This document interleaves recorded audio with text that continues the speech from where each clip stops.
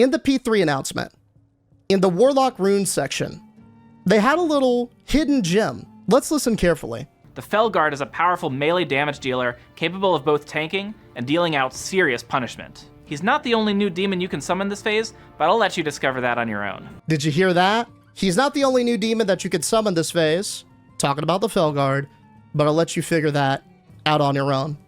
So I tried to do some figuring last night. What I have done is I have gone through the game's files, looked at all the demons that weren't implemented as a summonable demon for warlocks, and theorycrafted what would actually make sense to come over into SOD, right? Now, when I did this, I thought to myself, when the team looks at abilities to implement into SOD, what's their criteria? We've talked about this before.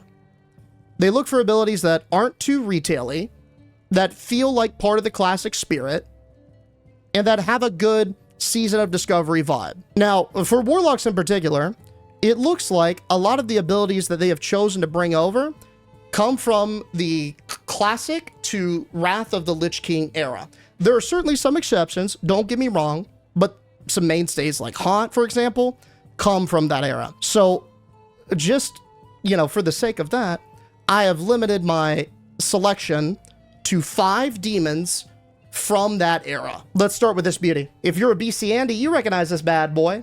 This is a member of the Moar. Now, you might ask yourself, what the fuck are the Moar? I got you. Let's do a little lore drop.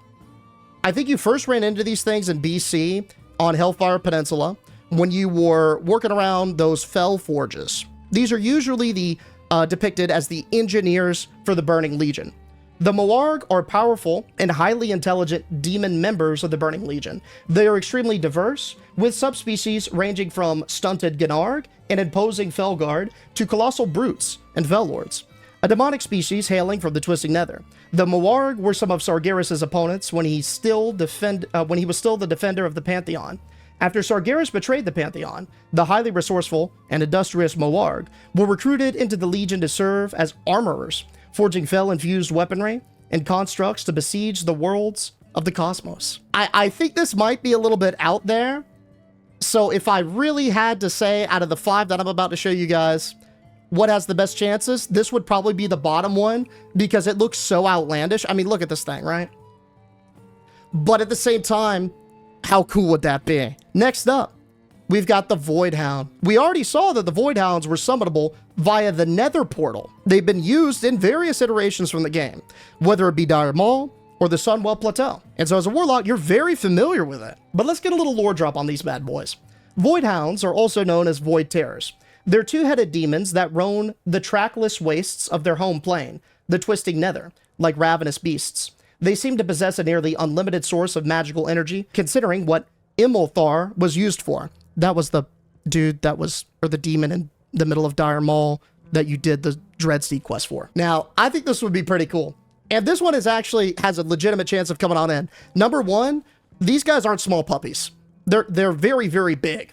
If you want to get an idea of their size, just take a little trip down to Sunwell Plateau. You'll see what I'm talking about.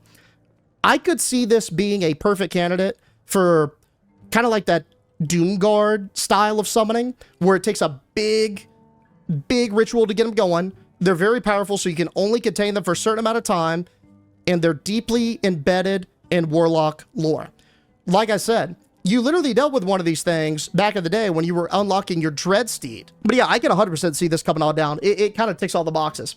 Next up, another minion from the Nether portal, the Idaris Satyr. These bad boys, we already know the deal of, so I won't go into a big lore snippet with these, because they've been in the classic era of the game forever. I actually think you encounter one in the Night Elf starting zone off rip. They're deeply embedded into the game's old lore. They're technically classified as demons, and their rig, honestly, is pretty chill. Like, if we look at the demonic silhouettes that warlocks already have access to, the Satyr would be very, very different. The only thing that I can think of that would come relatively close would be the Succubus, but this is way thicker and way taller, and of course you got the goated horns too, right? A Satyr actually would be a cool pick, but I don't necessarily think it's number one. This would probably be in the middle of the pack, definitely above the Gnar, but for sure below the Void Terror. All right, next up, this bad boy.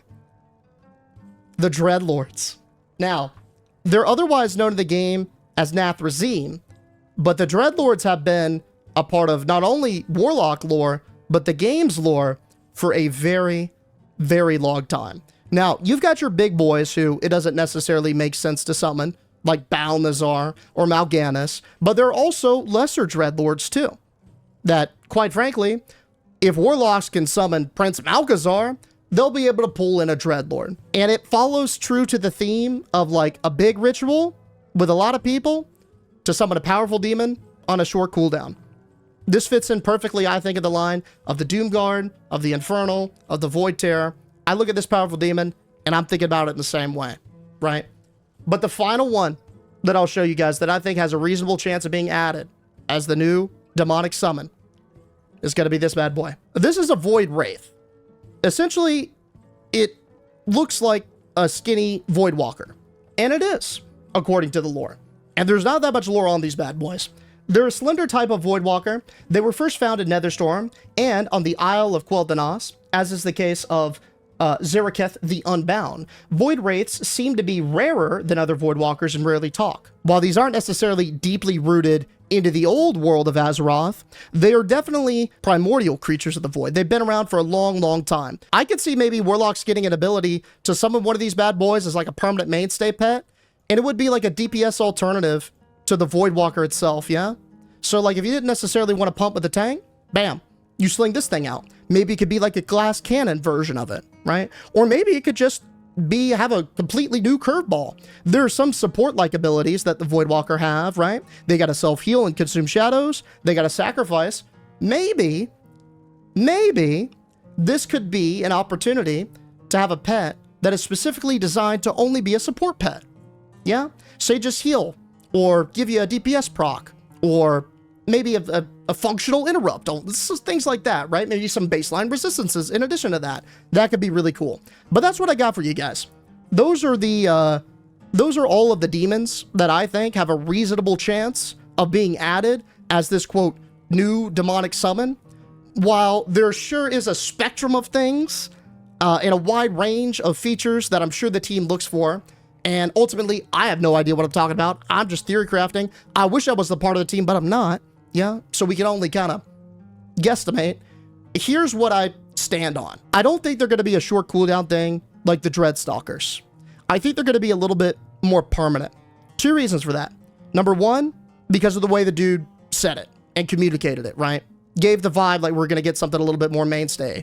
And number two, all of the other demons that are in Sod and Classic are designed to be more permanent. Even the more temporary ones, like the Doomguard, they're there for like 5 minutes. Whereas the retail ones, they last for a matter of seconds.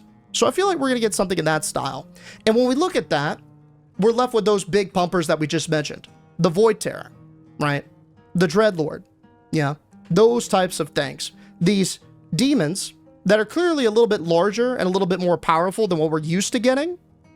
But at the same time, they're within the range of a master warlock summoner. They can pull them from the void, enslave them for a limited time via a massive ritual, and then go about their day. Again, ultimately, I don't know what we're gonna get. If you really had to ask me, and if I had to go out and mortgage my home to Gambino on this bad boy in terms of what are we gonna get, the two that I would bet the most on, number one, Dreadlord. Number two, Voidhound. But what do you guys think? I want to hear y'all's opinion. These are just my findings. What are you guys sniffing out for that new summon?